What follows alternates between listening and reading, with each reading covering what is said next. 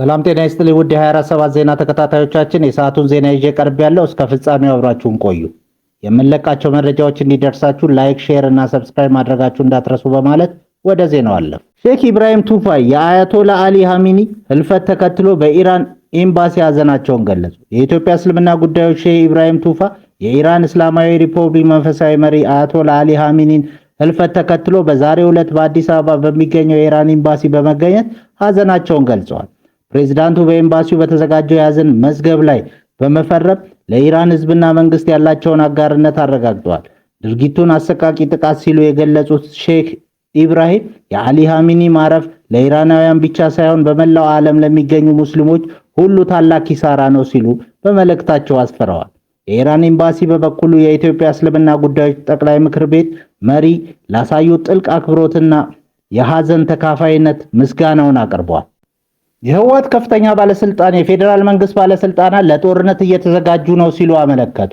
የህወሓት ምክትል ሊቀመንበር አቶ አማኑኤል አሰፋ የፌዴራል መንግስት ወታደሮች ከሁሉም የኢትዮጵያ ክፍሎች እየገሰገሱ ነው፣ ትግራይ በፌዴራል ወታደሮች እየተከበበች ነው ሲሉ ለአዣንስ ፍራንስ ፕሬስ ትናንት መናገራቸው ተዘግቧል። የፌዴራል መንግስት ባለስልጣናት ለጦርነት እየተዘጋጁ መሆናቸውን የገለጸው ባለስልጣኑ ሁኔታው በሰሜኑ የሀገሪቱ ክፍል አዲስ ግጭት ሊነሳ ነው የሚል ስጋት ማሳደሩንም አመልክቷል።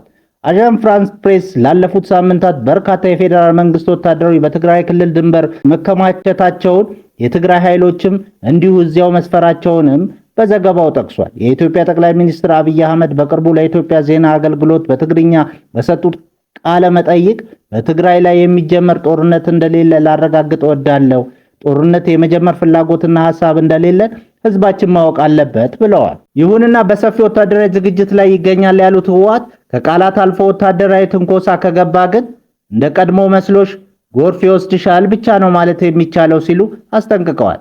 ትግራይ ክልል ለ2 ዓመታት ከዘለቀው ጦርነት ፕሪቶሪያ ደቡብ አፍሪካ ላይ በተደረሰው ስምምነት መሰረት እፎይ ካለች ብዙም አልቆየችም። ለአንድ ወር ያለምንም የምግብ ድጋፍ የሚገኙት 100,000 ተፈናቃዮች አቤቱታ ከአላማጣ፣ ኮረም፣ ወፍላ፣ ዛታና ራያ አላማጣ ጦርነትን ሽሽት ተፈናቅለው በቆቦና ሰቆጣ ከተማ የሚገኙ ወገኖች ምንም አይነት የምግብ ድጋፍ ለአንድ ወር ባለማግኘታቸው ለረሃብ ተዳርገናል አሉ። ከ6 ወረዳ የተፈናቀልነው ቁጥራችን 100,000 ይደርሳል የሚሉት እነዚህ ወገኖች በመንግስት ደረጃ መረጃ ከመሰብሰብ ያለፈ ድጋፍ የለም ይላሉ። የሰሜን ወሎ አደጋ ስጋትና ስራ አመራር ተጠሪ ጽህፈት ቤት በበኩሉ ገና መረጃ እየሰበሰቡ መሆኑን ይገልጻል። ከዚህ በፊት ዶቼ ቬለ ተፈናቃዮችን በተመለከተ በሰራው ዘገባ የሰሜን ወሎ ዞን አደጋ ስጋትና ስራ አመራር ኮሚሽን ተጠሪ ጽህፈት ቤት ከ2 ቀን በኋላ የምግብ ድጋፍ ይደርሳቸዋል ብለው ነበር። ይሁን እንጂ ከ1 ወር በኋላ የተፈናቃዮች መረጃ መዝግቦ አለማጠናቀቁን ነው የተነገረው።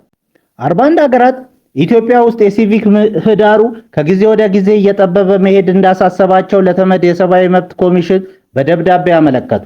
ሀገራቱ በጋራ ደብዳቤያቸው ኢትዮጵያ ከመንግስታት ድርጅት የሰብአዊ መብቶች ኮሚሽን ጋር መተባበሯን በየጊዜው ኮሚሽኑ በሚያደርገው የሀገሪቱ የሰብአዊ መብቶች ይዞታ ግምገማ በአዎንታዊ መንገድ መሳተፉን አድንቋል። ሆኖም የሲቪክ ምህዳሩ ይበልጥ እየጠበበ በመምጣቱ አብዛኞቹ ለስደት ሲዳረጉ፣ የሰብአዊ መብት ተሟጋቾችና የጋዜጠኞችን ማዋከብና በዘፈቀደ ማሰር እየተባባሰ በመምጣቱ እናዝናለን ብለዋል።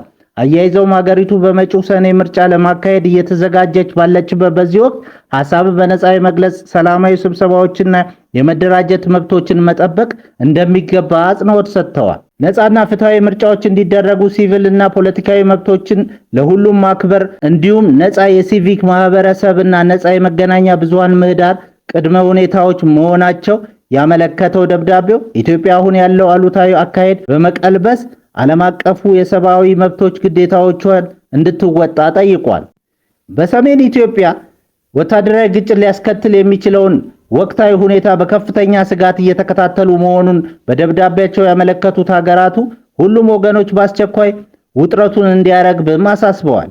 በአማራ፣ በኦሮሚያና ትግራይ ክልል ጨምሮ በግጭት አካባቢዎች የሚፈጸሙ የሰብአዊ መብት ጥሰቶችና ጥቃቶችን ለማስቆም የኢትዮጵያ መንግስትና ሌሎች ተዋናዮች ሁሉ ተጨባጭ እርምጃ እንዲወስዱ ጥሪ አቅርበዋል። የፕሪቶሪያ ስምምነት ለሀገሪቱ ብቻ ሳይሆን በስፋት ለአካባቢው ሰላምና መረጋጋት ጠቃሚ መሆኑን ያመለከተው ደብዳቤው ሁሉም ወገኖች አለመግባባትን በውይይት የመፍታት ስልትን አጥብቀው እንዲይዙም አሳስቧል። የሽግግር ፍትህ ሂደቱ አለመንቀሳቀሱ እንዳሳሰባቸው በማመልከትም ሙሉ በሙሉና በፍጥነት ተግባራዊ እንዲሆንም አጽንኦት ሰጥተዋል። ከዚህም ሌላ ኢትዮጵያ ለብሔራዊ የውይይት ተነሳሽነት እንድትቆም እንዲሁም ሁሉንም አቀፍ የአራተኛው ዙር ወቅታዊ ግምገማ ላይ የቀረቡ ምክሮችን ተግባራዊ ለማድረግ ዝግጁ እንድትሆን ጥሪ አቅርበዋል። ደብዳቤው ለተመድ የሰብአዊ መብቶች ከፍተኛ ኮሚሽን በያዝነው ሳምንት መጀመሪያ ያቀረቡት 41ዱ ሀገራት በተመድና ጄኔቫ በሚገኙ ሌሎች ዓለም አቀፍ ድርጅቶች ውስጥ የአውሮፓ ህብረት ልዑካን ናቸው።